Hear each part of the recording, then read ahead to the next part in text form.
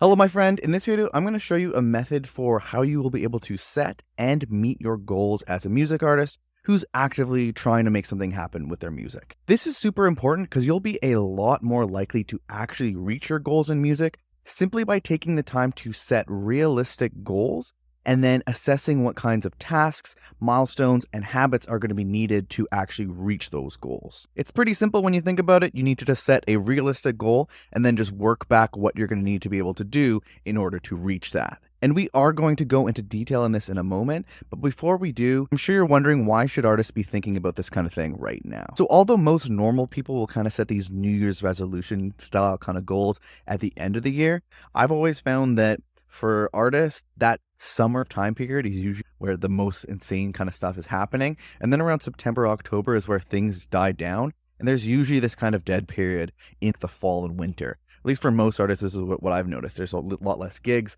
People are a lot less interested in music that's dropping. Usually people start dropping less and less music. And then things ramp up again in the spring and it really hits a high in the summer. So I find it makes sense now to take the time to set these kinds of artist New Year's resolutions, because we're going to have this down period for the next 3, 4, 5, 6 months, which gives us a lot of time to be workshopping on new things and setting up a lot of new tasks, habits, and trying to make sure that our projects are going at a nice steady pace so that when spring hits, we can be dropping a lot more music and we could be playing a lot more shows, and whatever those goals that we have are, we'll be able to reach those a lot more since we've been taking this downtime to work on ourselves and get ready for that active period. So in order to properly set goals up as a music artist, there are only 4 things that you're going to need to ask yourself and figure out. First is you want to define when you want to achieve the goal by. Second, you want to define what specifically that actual goal is.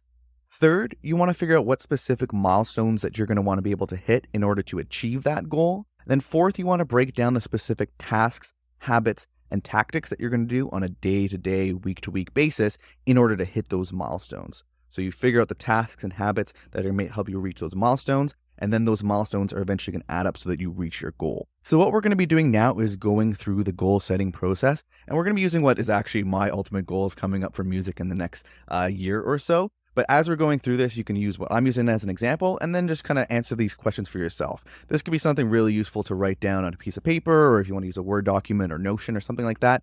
So you actually work things out a little bit and have it on a piece of paper so you know what goals that you're working for. In addition to that, each step you might want to think about a little bit more, specifically when you start thinking about the daily habits and tactics that you're going to be doing, and you want to make sure you take some time to actually refine what that ultimate goal is. So I definitely encourage you to write things down and take your time as you're going through these steps. So the first thing that you're going to want to answer is, when do you want to achieve this goal by? And for me, I'm writing down September 2024.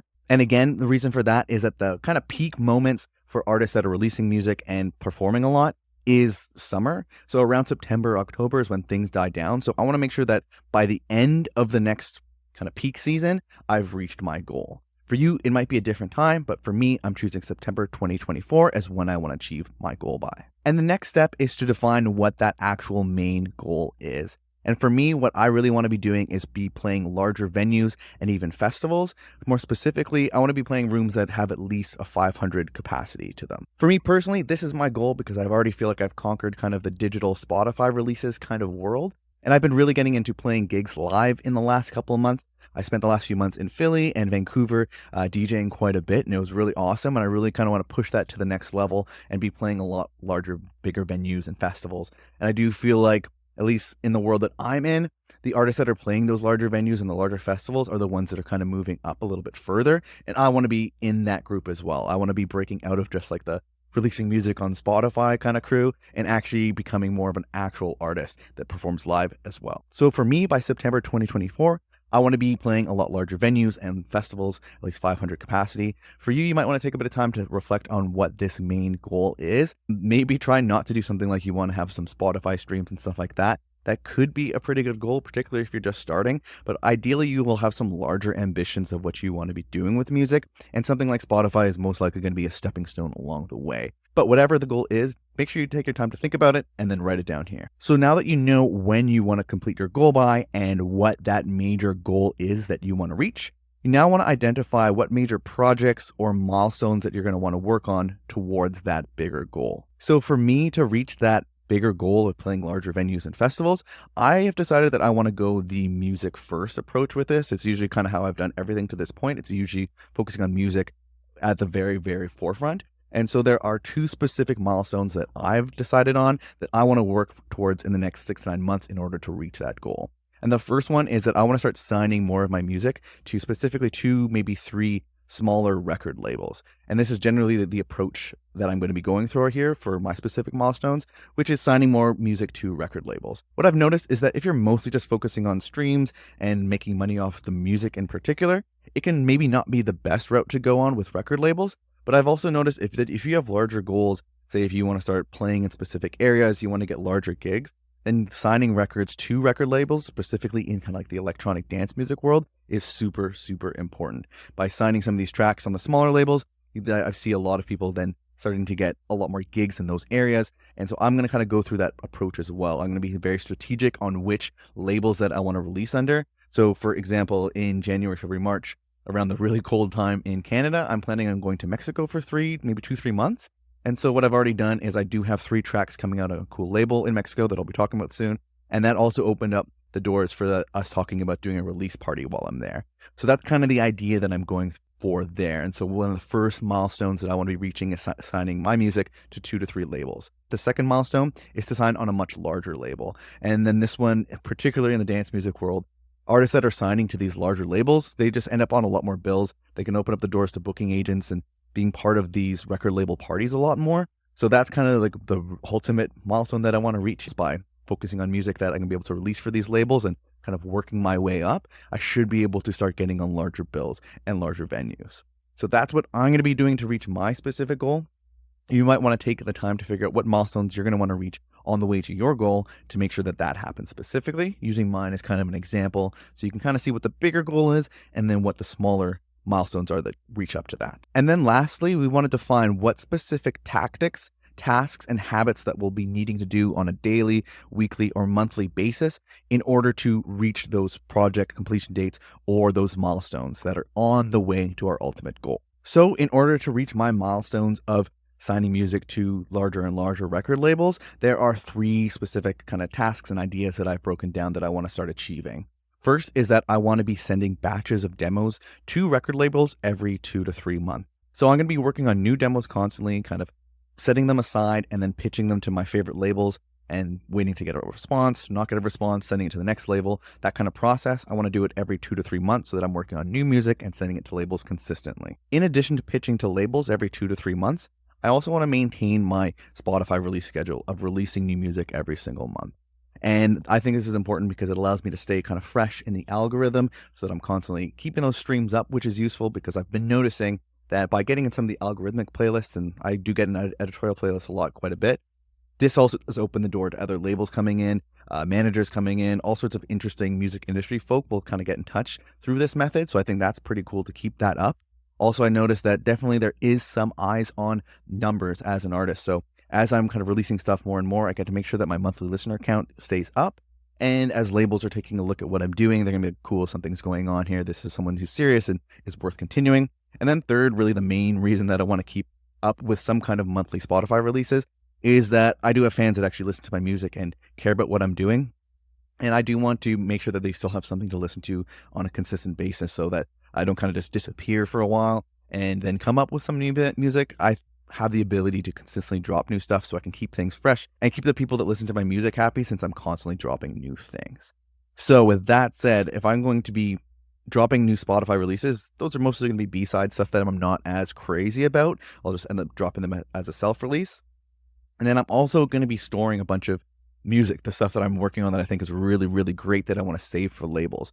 So ultimately, the third thing that I need to be doing is finishing a ton of music. And this for me really is the main tactic. I need to be finishing a lot of music so that I'm able to keep up with Spotify releases, dropping things as B-sides or stuff that labels just aren't accepting. I'm going to be into finishing a lot of music so that I'll be able to pitch to these record labels consistently. And I'm going to be into finishing a lot of music so that not everything's going to get accepted, of course, when I pitch. So I'll need to be constantly having fresh stuff up there.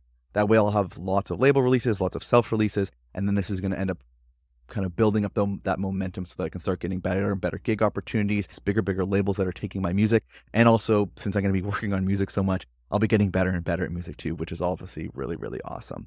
So this is thankfully something I've been working on for the last couple months, and that might be why I was a little quiet on YouTube for the last little bit, really focusing on creating a system around finishing music a ton.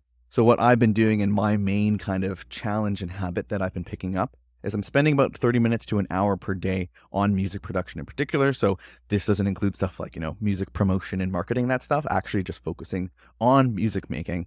And the goal is by the end of each week to have a completely finished demo that's mixed, mastered, and ready to send, ideally. And I've been doing that for the last 2 or 3 months now, so I feel pretty confident with that. And so what I've developed along this way, and it's something that's kind of constantly changing, but I have created a 5-step song finishing checklist. It's a little bit kind of focused on the world of dance music, but I think no matter what genre you're working on, you'll find this useful to see a different perspective on kind of really systematically creating music. It's something I've already kind of formalized and created as like a PDF. So if you'd like to take a look at it, it's a free download. There will be a link to it in the description. And creating a system like this is what I've found made it a lot easier for me to be able to finish more music in a much more systematic way so that I can hit this pretty intense goal of having a fully completed song every single week. In addition to that, something I'm going to be doing for the next little while here on YouTube is focusing on dropping music production style of content. So as I'm spending this time working on music each week, I also kind of like that idea of capitalizing on that time. So by actually creating content on it. So that way, as I'm making new music each week, I can also be able to fulfill my duties to the YouTube algorithm by also filming some of these sessions and teaching some of my music production stuff that I've been figuring out along the way. Because I feel like I know quite a bit about it. I've gotten pretty good at making music. And in the last little while, since I've been focusing on making music a ton, I've been learning a lot about music production, making things sound good. Finishing songs a lot faster has been really a big part of it.